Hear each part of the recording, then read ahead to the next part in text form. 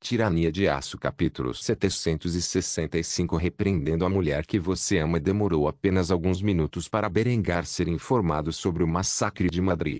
Atualmente, ele estava sentado em sua cadeira de escritório com um copo de uísque em uma mão e um cigarro de cânhamo na outra. Lind sentou-se diante dele com uma pilha de documentos e um sorriso orgulhoso no rosto bonito enquanto descrevia em detalhes os relatórios em andamento da Península Ibérica. Você solicitou um relatório de status sobre a guerra na Península Ibérica. Aqui está tudo o que sabemos até agora. Aproximadamente 72 horas atrás, nossos agentes se infiltraram com sucesso na cidade de Madrid, onde conduziram uma operação secreta para assassinar o prefeito. Depois de fazer isso, eles plantaram evidências substanciais, enquadrando a Liga Católica Ibérica pelo ataque antes de fugir silenciosamente pela noite. Menos de 12 horas depois, nossa rede de propaganda fez isso como um prelúdio para um ataque maior à comunidade mourisca dentro da cidade. Em seguida, usamos esse incidente para evacuar os moradores mouros e o restante do governo local de Madrid.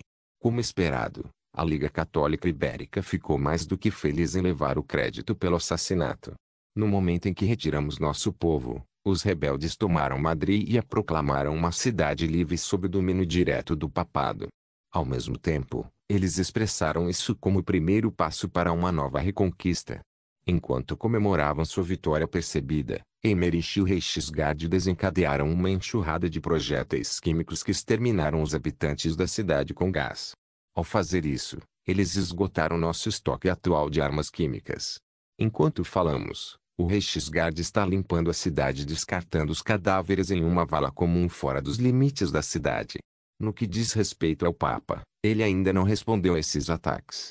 Estamos aproveitando este tempo para direcionar os esforços da propaganda na tentativa de informar aos moderados da Península Ibérica que este ataque foi uma resposta direta ao extremismo católico e os terroristas que lutam pelo papado. O uso específico de crianças soldado pelos extremistas católicos está sendo enfatizado como forma de justificar nossa política de extermínio. Logo após o ataque, Adelbrand fez um discurso onde condenou a Igreja Católica por suas ações nesta rebelião e especificou que não mostraremos mais misericórdia para com vilas e cidades que abrigam terroristas. Adelbrand também achou por bem postar uma recompensa para quem der ao governo informações acionáveis sobre esses terroristas que ajudem em sua prisão. Acreditamos que o incentivo de uma recompensa, combinado com o medo de ser responsabilizado pelas ações dos terroristas, obrigará o povo da Península Ibérica a se voltar contra os rebeldes. Berengar acenou com a cabeça com um sorriso de satisfação nos lábios ao ouvir isso. Era hora de a guerra na Península Ibérica chegar ao fim. Ele estava envolvido na região desde antes mesmo de ser um monarca. Anos se passaram, milhares de vidas foram gastas e inúmeros recursos foram esgotados. Tudo na tentativa de acabar com o conflito secular da reconquista em favor dos mouros. Assim, ele deu a Lind seus novos pedidos com um sorriso satisfeito no rosto. Você fez um bom trabalho, Lind. Tudo está progredindo como planejado. Sendo esse o caso, você pode informar seus agentes em campo para continuarem seus esforços para erradicar os rebeldes e eliminá-los. Use os métodos que achar necessários para atingir esse objetivo da maneira mais rápida possível. Lind sorriu e acenou com a cabeça em silêncio. Ela gostava de ser elogiada por seu mestre. Quando Berengar viu como ela estava satisfeita consigo mesma, decidiu colocá-la em seu lugar, discutindo outro assunto de importância. Agora que ele estava sozinho com a Lind, pretendia interrogá-la sobre o incidente entre Hans e Verônica. Ele começou isso inicialmente com um sorriso calmo, antes de mudar seu olhar para um olhar gelado. Como você já deve saber, parece que Verônica perdoou Hans. Isso é bom. O relacionamento deles é de importância crítica para o controle de nossa dinastia sobre o reino da Boêmia. No entanto, há algo que eu queria falar com você sobre o menino e sua namorada húngara. Lind sentiu calafrios na espinha enquanto olhava para o olhar frio nos olhos de seu marido. Não havia muitas coisas neste mundo que ela tinha medo. Afinal, ela comandava os maiores assassinos do mundo na ponta dos dedos. No entanto, ficar do lado ruim de Berengar era definitivamente o principal dos piores pesadelos de Lind. Não só porque ela o amava com uma paixão ardente, e não suportava a ideia de que ele estivesse chateado com ela, mas também porque seu marido era um homem aterrorizante quando estava com raiva. Ela imediatamente abaixou a cabeça em submissão enquanto questionava por que ele estava tão descontente com ela. Sinto muito, mestre, mas esta escrava humilde não sabe o que ela fez de errado. Você poderia, por favor, me esclarecer? Berengário deu uma risadinha ao ouvir isso, mas não era uma risada amigável, era mais como aquela que pertencia a alguém que estava prestes a atacar. Você disse ao nosso filho que ele não pode mais ver aquela garota húngara. O nome dela é Noemi, eu acredito. Você se importa de me explicar seu raciocínio por trás disso? Surpreendeu Lynn de ver que esta era a razão pela qual Berengário estava zangado com ela, e ela rapidamente se desculpou por suas ações. Desculpe, eu estava fora de linha. Eu simplesmente não queria que meu bebê caísse nas garras de outra mulher tão cedo. Em resposta a isso, Berengar zombou enquanto se levantava de seu assento e caminhava até a mulher. Naquele momento, ele corrigiu sua declaração anterior com um tom sinistro em sua voz. Você quer dizer que não queria que Ans caísse nas garras de outra mulher que você não pode controlar, é isso? O que está feito está feito. Se eu revertesse sua decisão agora, só faria o garoto ver sua autoridade com desprezo. E Deus sabe que preciso de você para manter o pirralho na linha. No entanto, posso fazer uma sugestão? Lindy olhou para Berengar com seus grandes olhos azuis e engoliu em seco antes de responder. Ela podia dizer que ele estava muito irritado com o que ela tinha feito. Ela só não sabia o motivo completo por trás disso. Era normal Berengário se comportar tão friamente com ela. Normalmente, quando os dois estavam sozinhos, ele não era nada além de amoroso.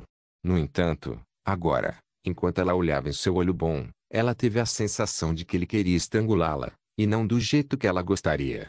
Assim, ela respondeu com pura obediência. Certamente. Siga os romances atuais em freewebnovel.cm. O olhar de Berengar era gelado, enquanto seu rosto era inexpressivo. A parte mais assustadora da personalidade de Berengário não era que ele fosse propenso a explosões violentas como uma criança petulante, mas era a pura máquina como a lógica com a forma como seu cérebro processava as coisas. Tanto que sua consideração pela vida humana era mínima, se não inexistente. Foi esse olhar sem emoção, totalmente desprovido de humanidade, que aterrorizou Lindy. Em grande parte porque ele nunca a olhou de uma maneira tão cruel antes. Seu tom era igualmente sinistro e condescendente quando ele repreendeu a mulher sobre suas ações. A próxima vez que você tiver a brilhante ideia em sua linda cabecinha de restringir o acesso às potenciais esposas de meus herdeiros, eu quero que você fale comigo sobre a situação de antemão. Eu tinha grandes planos para a Hungria que pretendia colocar em prática depois que o papado tivesse dado seu último suspiro, e você pode tê-los arruinado para mim. Lindy, naquele momento, percebeu que, ao agir de acordo com suas emoções, ela havia se intrometido nas ambições de seu marido, e pode ter causado alguma dor a ele. Ela ficou instantaneamente envergonhada de si mesma, não apenas por agir sem pensar, o que não era característico dela, mas porque agora sabia a extensão do problema que causara ao homem que tanto amava. Ela só podia inclinar a cabeça em submissão e pedir desculpas. Desculpe. Eu não sabia. Em resposta a isso, Berengar agarrou o queixo delicado de Lindy e beijou-a na testa antes de sussurrar algo em seus ouvidos. Eu te amo, Lindy, mais do que qualquer coisa neste mundo, mas você não pode deixar suas emoções mesquinhas tirarem o melhor de sua mente brilhante. Você precisa pensar nas consequências de suas ações antes de prosseguir com elas. Sinceramente, estou surpreso que você não tenha levado em conta meus planos para a Hungria antes de proibir nosso filho de interagir com um peão crítico. Acredito que esse seu erro de julgamento foi simplesmente por causa de seus instintos maternais e, portanto, vou deixar passar desta vez. Afinal, o amor irresistível que você demonstra para com sua família é uma das coisas que mais admiro em você. Agora corre e seja a mãe amorosa que nossos filhos precisam. Eu tenho que trabalhar duro para limpar sua bagunça. Lindy exalou pesadamente enquanto se levantava de seu assento e se dirigia para a porta. Quando ela estava prestes a sair da sala, Berengário falou mais uma vez enquanto se sentava à mesa. Ah, e Lindy. Não me decepcione novamente. Com isso dito, a mulher fugiu do escritório do Kaiser com a recém-descoberta determinação de trabalhar mais como esposa, mãe e diretora da inteligência imperial. Embora soubesse que Berengário a perdoara por seu erro, ela não se perdoaria facilmente. Tirania de Aço capítulo 766 Um tratado de humilhação. Atualmente, uma reunião estava ocorrendo na República de Novgorod. O imperador bizantino e o papa estavam sentados frente a frente com expressões severas em seus rostos. Nenhum dos dois homens queria acabar com a guerra tão cedo, especialmente quando ambos não haviam completado seus objetivos completos. Do lado do cruzado, eles desejavam se expandir para a Anatólia e o Egito. Eles agora tinham os meios para repelir os bizantinos e tomar a maior parte de seu território. No entanto, eventos recentes os levaram a interromper esses planos e voltar suas atenções para o verdadeiro inimigo da Igreja que estava no centro da Europa. Enquanto o imperador bizantino desejava recuperar todo o terreno perdido. No entanto, ele não tinha os meios para fazê-lo agora que os cruzados estavam equipados com armas que eram iguais, se não superiores, às suas.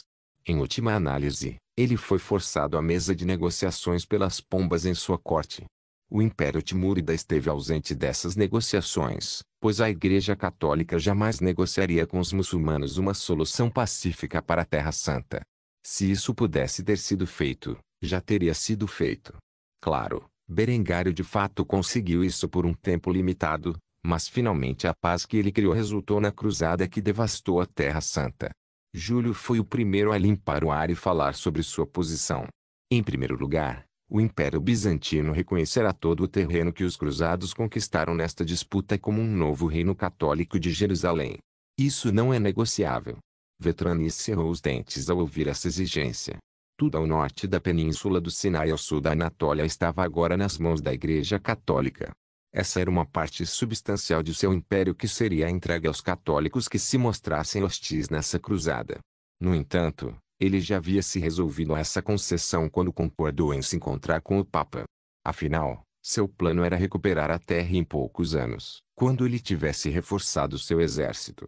A razão pela qual ele não podia contar com seus aliados alemães nesta guerra era por causa do tratado assinado com o Império Timúrida que assegurava que a Alemanha permaneceria neutra caso os católicos invadissem a Terra Santa.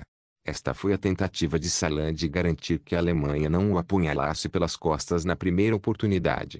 No final, essa cláusula de neutralidade só resultou em ele e seus aliados bizantinos perdendo a Terra Santa para os cruzados católicos. No entanto, com a Terra Santa entrando no controle da Igreja Católica, esta cláusula seria nula e sem efeito, e assim quando Vetranis declarou guerra ao reino de Jerusalém em poucos anos, quando seus exércitos estavam prontos, e o período de paz atribuído expirou, ele podia contar com o apoio deles. Ele esperava negociar com Júlio por 5 anos, mas estaria disposto a aceitar até 10. Assim, ele finalmente concordou com essa exigência que o papado havia feito. Muito bem. Vou ceder neste ponto. Júlio exibia um sorriso sinistro ao ouvir o imperador bizantino aceitar tão facilmente suas exigências, então decidiu empurrá-las um pouco mais ao fazer outra exigência ultrajante. Você também nos dará seus territórios no norte da África, incluindo aquele canal recém-construído que está atualmente nas mãos de Berengário, o maldito. Chocou Vetranis quando ouviu essa exigência. Tal coisa era simplesmente inaceitável. Se ele concordasse com isso, estaria perdendo 3/4 de seu império, e imediatamente protestou. Absolutamente não. O Egito pertence ao Império Bizantino. Lutamos muito e por muito tempo para desistir de vocês, bastardos, apenas depois de alguns anos de recuperar o controle sobre a região. Apesar dos protestos de Vetranis, Júlio apenas zombou de desdém ao repreender o homem em suas palavras. Tudo bem. Então vamos tomar o Egito à força e expulsar seus soldados de suas terras. Gostaria de ver como você está disposto a negociar sua rendição em alguns meses, quando tudo o que resta é o controle sobre a Anatólia e os Balcãs. Você e eu sabemos de uma forma ou de outra, porém em minhas mãos no Egito. Então, apenas concorde com sua rendição agora e economize um monte de tempo, dinheiro e vidas. Vetranis cerrou o punho quando ouviu isso. Ele queria bater na cara de Júlio mais do que qualquer coisa. No entanto, seu filho Quintus agarrou seu braço e silenciosamente balançou a cabeça. As pombas eram uma facção poderosa e apoiavam Quintus e seus esforços pela paz. Assim, ele só conseguiu respirar fundo para se acalmar antes de concordar com esse pedido, mas com uma ressalva. Vou conceder o Egito, mas não posso abrir mão do canal. Esse feudo pertence ao Kaiser Berengar von Kufstein, e não cabe a mim entregá-lo. Em resposta a isso, Júlio zombou antes de dar uma palestra ao imperador sobre a lei feudal. Novos capítulos de romances são publicados no freebnovel.cm. Sei que seu império não é um estado feudal, mas você concedeu essa terra a Berengário como propriedade feudal. Embora possa pertencer a ele, é parte do seu império, o que significa que você tem a capacidade legal de tomar o território dele. Eu sei que ele não vai retirar suas forças, mas pelo menos, seu direito legal à terra terá desaparecido. Assim, poderei despachar meus exércitos e expulsar do canal os meros 4.000 homens que ele mantém estacionados ali, e tomá-lo para o reino de Jerusalém. Dê-me o Egito, tudo isso, e eu terminarei o conflito e deixarei você com alguma dignidade. Embora cada fibra do ser de Vetranis quisesse negar essa condição, ele não estava em posição de fazê-lo. A maior parte de seus exércitos foi derrotada e, se ele movesse suas forças dos Balcãs, a Hungria romperia suas defesas e alcançaria Constantinopla. Atualmente, Paladius e seus homens estavam mantendo o exército húngaro na Baía nos Alpes Dináricos. Quando comparado com a guerra na Terra Santa, foi um conflito bastante brando com ataques ocasionais, mas sem perda significativa de terra. Isso mudaria se ele retirasse suas forças da região para apoiar a guerra na Síria e a Palestina. Assim, por preocupação em manter o controle dos Balcãs, e da Anatólia, que era o coração de seu império, Vetranis só pôde suspirar derrotado antes de concordar com esses comandos. Muito bem, eu farei o que você pedir. O Papa sabia a extensão do que poderia tirar do Império Bizantino, e ainda não tinha terminado com isso. Assim, ele fez uma exigência final enquanto tirava tudo o que podia dessa negociação. Uma estipulação final é tudo o que peço. Para estabelecer uma paz de 10 anos, você pagará ao papado pelos danos causados durante esta guerra. Na próxima década, você pagará 5.000 libras de prata e 30.000 libras de ouro todos os anos até que o tratado expire. Essa estipulação era ultrajante, e até os olhos de Quintus saltaram das órbitas quando ele ouviu isso. A igreja também poderia exigir que eles limitassem seu exército a uma fração de seu tamanho, porque exigindo tanto dinheiro, o Império Bizantino nunca seria capaz de reconstruir suas proezas militares nos próximos 10 anos. Vetranis foi rápido em recusar este ponto. Absolutamente não. Por que você não pede meus testículos aqui e agora? Não vou ceder a uma exigência tão ultrajante, não importa o que. No entanto, no momento seguinte Júlio caiu na gargalhada ao falar de uma história antiga. Vetranis, como um romano educado, certamente você deveria conhecer a história de seus ancestrais. Quase 4 séculos antes do nascimento de Cristo, os gauleses saquearam Roma, deixando a população romana completamente à sua mercê. O chefe dos gauleses da época, um homem chamado Breno, exigiu que um resgate fosse pago pela cidade, na forma de 1.000 libras de ouro. Os antigos romanos concordaram com isso e usaram uma balança para medir o pagamento. Os romanos sentiram que a balança foi manipulada a favor da Gália, e então reclamaram com Breno. Você sabe o que ele fez? Ele puxou sua espada e a jogou na balança, forçando os romanos a pagar mais ouro para equilibrar seu peso, deixando para trás as palavras vai victis, ou em outras palavras, ai dos vencidos. Você está completamente à minha mercê e sabe disso. Pode levar alguns anos, mas ainda posso romper suas forças nos Alpes e marchar para Constantinopla. Com meus canhões de Draco, nem mesmo as poderosas muralhas teodosianas resistirão. Então a escolha é sua, render-se às minhas condições agora, ou perder tudo em alguns anos. Qual será? Vetranis suspirou. Havia uma raiva em seu coração que não podia ser reprimida, mas ela não ousou desafiar Júlio, pois tudo o que disse era verdade.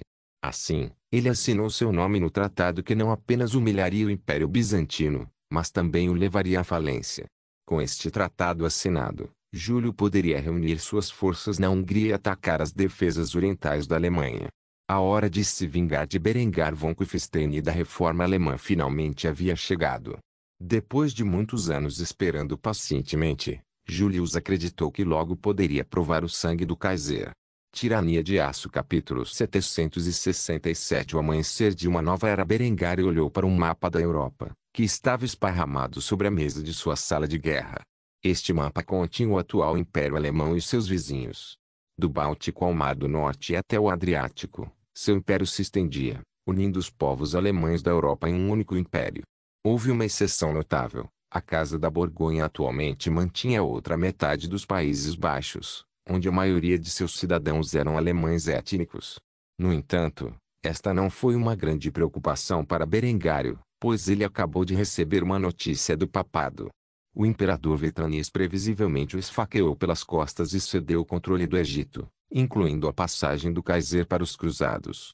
O Papa Júlio informou que ele deveria retirar suas forças da região e entregar o controle do canal ou enfrentar uma invasão total. Após anos de preparação, as fronteiras da Alemanha foram protegidas por uma força de 300.000 guardas de fronteira, com mais 500.000 soldados no exército capazes de serem enviados por trens a qualquer momento. A maioria de seus militares ainda recebeu os antigos fuzis G-22 Single Shot Bolt Action, enquanto seu Reichsguard, uma força armada de 75.000 homens, estava equipado com as últimas armas. Berengário moveu as peças que representavam seus soldados no mapa para os locais desejados. No oeste, ele estacionou uma concentração de 50.000 homens nas fronteiras da Frisa, onde pretendia lançar uma invasão nas planícies e tomar a região para si. O exército do Ducado da Borgonha estava atualmente implantado no Oriente Médio e seria forçado a desembarcar na Itália e empurrar suas forças na Lombardia para voltar para casa. Assim, Berengário precisou de relativamente poucos homens para capturar as terras baixas. 2 divisões seriam suficientes.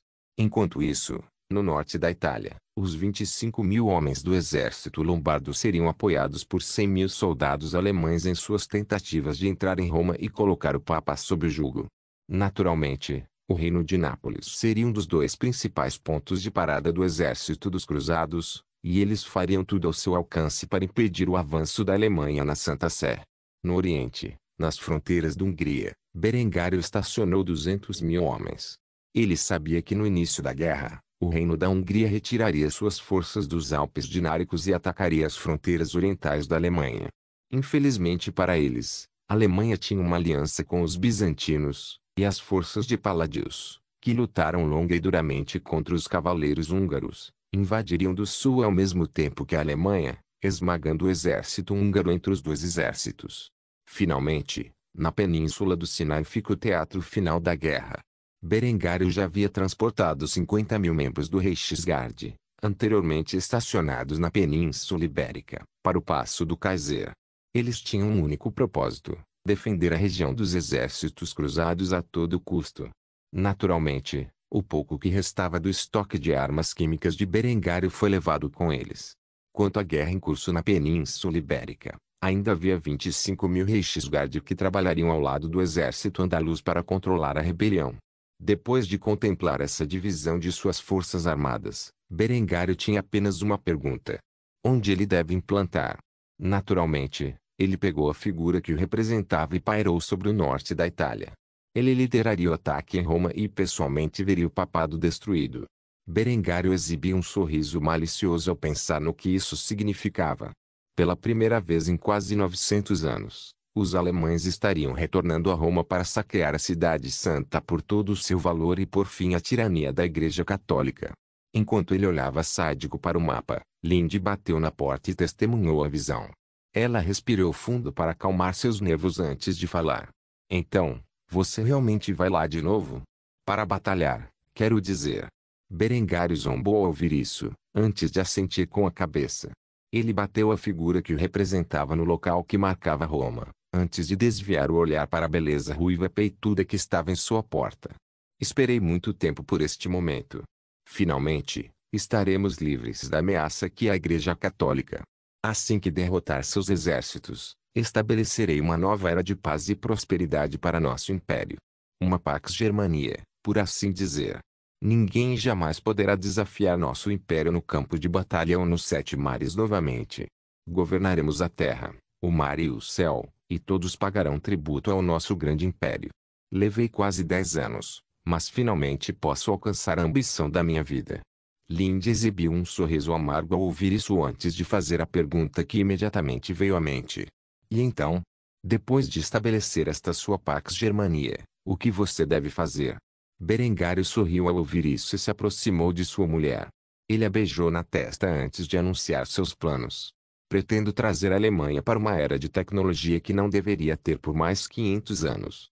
Quando eu morrer, em meu sonho ter estabelecido tal nível de proeza tecnológica que o Império Alemão tenha pelo menos enviado um objeto feito pelo homem em órbita. Enquanto isso, sempre haverá pessoas para conquistar e terras para colonizar.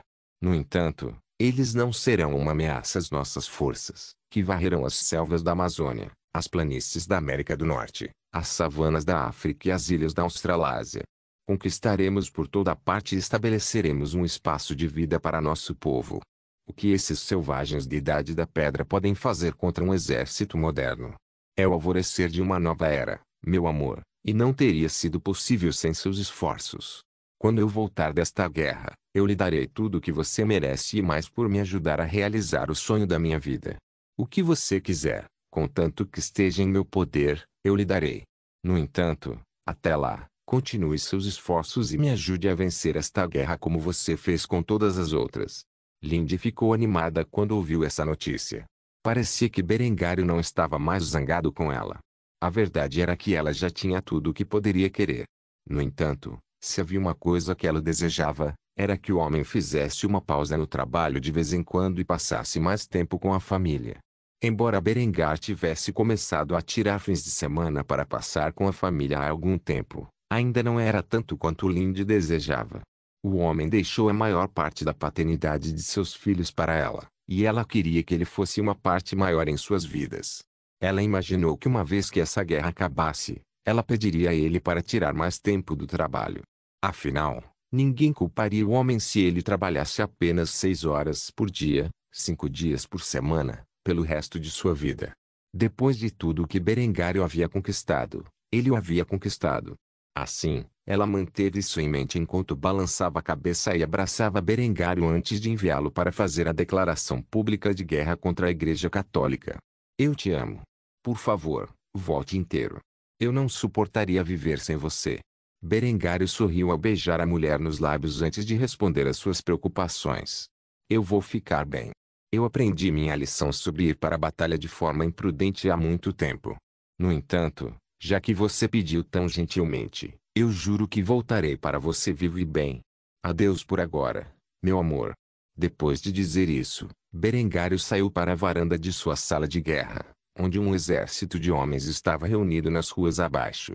Eles estavam vestidos com seus uniformes que se assemelhavam aos usados pelo exército alemão nos últimos dias da Primeira Guerra Mundial. Todos os homens saudaram quando Berengário pisou na sacada e começou a entoar seus gritos de guerra. Salve Vitória! Salve Vitória! Salve Vitória!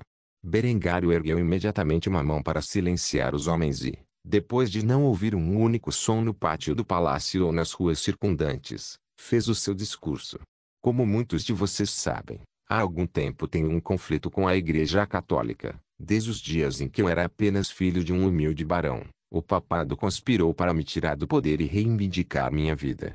Eles trabalharam ao lado do meu irmão Lambert nesses empreendimentos e, ao fazê-lo, provocaram minha ira. Não é nenhum segredo que em cada turno, eles tentaram frustrar minhas ambições, e em todas as oportunidades eu os superei. Esta cruzada contra os impérios bizantino e timúrida terminou em um fracasso em nome de nosso aliado.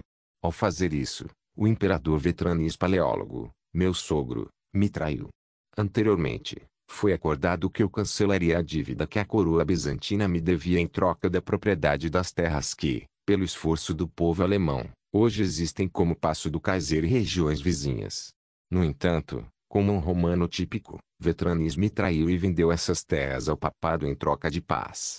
O Papa Júlio agora exige que eu retire minhas forças das terras que possuo por direito. Terras que incontáveis horas de suor e labuta alemão transformaram em uma próspera rota comercial. Pelo bem dos trabalhadores e de seus anos de trabalho, pelo bem da prosperidade alemã, rejeito o Papa e todas as reivindicações católicas sobre minhas terras. Se você os quer, venha e pegue-os, mas garanto que você e sua turma serão recebidos com o poder do aço alemão. Como Kaiser do Império Alemão, declaro guerra à Igreja Católica e a todas as nações que apoiam suas reivindicações sobre o Passo do Kaiser. Se é guerra que você quer, você a terá. E vou enfrentar esta guerra, da mesma forma que sempre fiz, e isso é lutar até o último. Nós, o povo alemão, Vamos lutar contra você até que as próprias fundações de sua igreja podre sejam desmanteladas e sua autoridade sobre a Europa seja diminuída para sempre. Avante, meus exércitos, e destrua os inimigos do Reich. Com isso dito, a multidão mais uma vez irrompeu em seus gritos de guerra. A Alemanha começou oficialmente sua guerra com a Igreja Católica. Uma guerra que determinaria o futuro da Europa. Se o continente se tornaria um afluente da Igreja ou do Reich seria, em última análise, determinado neste conflito. Tirania de Aço capítulo 768. Entretendo um príncipe autorizado parte ele enquanto Berengário havia declarado guerra ao mundo católico, Itami estava ocupada com suas grandes ambições de invadir a Coreia.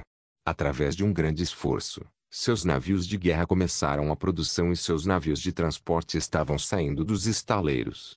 Depois de alguns esforços de recrutamento, ela agora tinha um exército de campo de 50.000 homens armados com suas armas mais recentes e uma reserva de 25.000 homens que ficariam no continente japonês e manteriam a ordem em sua ausência. Ao longo dos últimos meses, ela havia desenvolvido não apenas rifles de tiro único, revólveres e artilharia de carregamento de brechas. Ela também desenvolveu metralhadoras Gatling para uso em seu exército. Em última análise, ela decidiu arquivar os uniformes posteriores da Aratais o que ela havia empregado anteriormente com suas forças e mudar para uniformes de estilo Meiji. Ela pessoalmente preferia o traje supérfluo que os generais da Era Meiji usavam. Ela também havia parado de fabricar sua artilharia operada por Reikuo Hidromola, que era baseada no canhão de campo tipo 38 de 75 mm. A razão é que era muito complicado para suas capacidades de fabricação produzir em grandes números. Por causa disso, ela fez a transição para um projeto de artilharia anterior modelado após a arma britânica Armstrong. No momento, seus exércitos eram o equivalente aos primeiros exércitos da Era Meiji empregados pelo Império Japonês durante sua vida passada. Este maciço acúmulo militar foi tudo em nome da tomada de controle sobre a Península Coreana. Infelizmente, ela ainda não estava pronta. Sua marinha ainda precisava ser concluída antes que ela pudesse lançar uma invasão nas terras do Joseon, e ela também precisava recrutar mais tropas. Embora o inimigo fosse severamente superado pelas capacidades de seu exército, ela desejava ter um exército de pelo menos 100.000 homens para marchar na costa sul da Coreia e conquistá-lo para o norte até atingir as fronteiras dos Ming. Assim, ela só conseguiu soltar um suspiro enquanto planejava a invasão da Coreia em seu mapa. A porta de seu quarto se abriu para revelar o rosto do general Shibaki Yoiko, que era o conselheiro mais confiável de Itamihiro. O homem estava um pouco deprimido enquanto suspirava pesadamente antes de revelar seu motivo para visitar a jovem imperatriz em seu quarto de guerra. Itami-sama, a dinastia Ming, enviou uma delegação. Eles desejam discutir melhor seus desejos de invadir a Península Coreana. Eles estão esperando por você no refeitório. Por favor, você não pode descer e falar com eles? Itami imediatamente grunhiu de desagrado ao ouvir isso. A última coisa que ela precisava era entreter mais convidados. Ela foi rápida em dispensar esses estranhos que ousaram entrar em seu palácio sem aviso prévio. Diga-lhes para ir embora e voltarem depois de terem dado a devida notificação. Sou uma imperatriz, não uma prostituta. Eles não podem simplesmente aparecer e esperar que eu os entretenha por uma noite. Havia uma expressão estranha no rosto de Shiba quando ele ouviu isso. Ele sentiu a necessidade de esclarecer o prestígio do convidado em particular que esperava pacientemente a chegada da imperatriz. Itami-sama, a delegação Ming é liderada por um príncipe imperial. Quando Itami ouviu essas palavras, ela imediatamente mudou de ideia e suspirou pesadamente antes de dar as ordens ao general. Diga a ele para me dar 10. Não, 15 minutos para se preparar. Duvido muito que os chineses me aprovariam vestido com roupas masculinas. Shiba instantaneamente curvou-se para Itami antes de responder às suas ordens. Vou retransmitir sua mensagem. Após dizer isso, o general foi embora, deixando Itami em estado de depressão. Ela estava atualmente vestida com seu regalia imperial, que era apenas um uniforme militar com suas medalhas e honras estampadas por toda parte. No entanto, ela tinha 15 minutos para ficar bonita para seu convidado, não porque se importasse com a opinião dele, mas porque sabia que os homens eram mais fáceis de manipular quando bajulavam uma garota bonita. Assim, Ela rapidamente se vestiu com algo que havia preparado anteriormente para essa circunstância específica. Era um anfu de seda branca e vermelha no estilo que teria sido usado durante a dinastia Tang.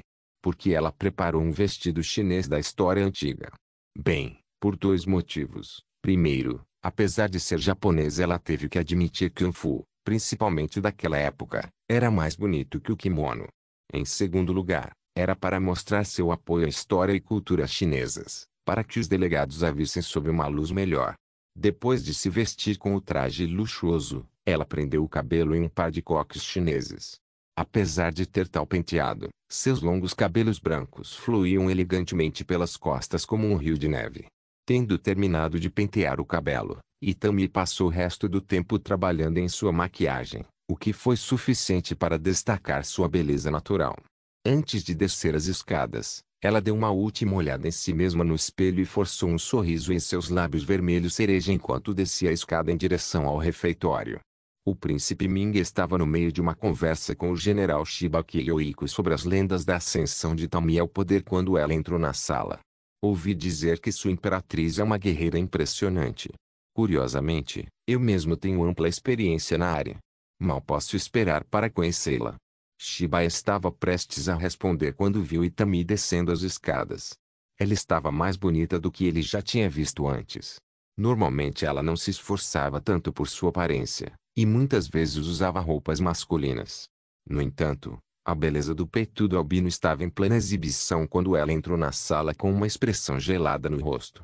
O príncipe Min percebeu que Shiba estava agindo de forma estranha e imediatamente se virou para testemunhar a visão da mulher mais bonita que ele já havia visto.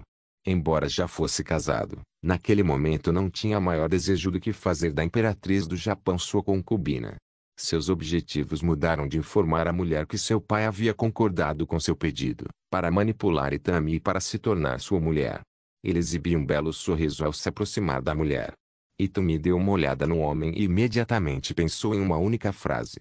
Outro menino bonito e inútil. Enquanto o príncipe Ming era extremamente bonito, era de uma maneira que Itami achava pouco atraente. Sua pele era extremamente clara e suave como seda. Seus traços faciais eram suaves e redondos. Embora estivesse em forma, era excepcionalmente magro. Pode-se dizer que o homem representava um ideal chinês de beleza masculina, mas para Itami, que estava acostumado em sua vida passada com homens caucasianos altos e bonitos, ele ficou aquém de seu ideal pessoal. Na cabeça de Itami, alguém como Berengário seria sua preferência ideal. Um homem que era alto e musculoso, mas não excessivamente. Alguém que tinha pele clara com um pigmento rosa. De preferência com cabelos loiros ou ruivos naturais e olhos azuis ou verdes.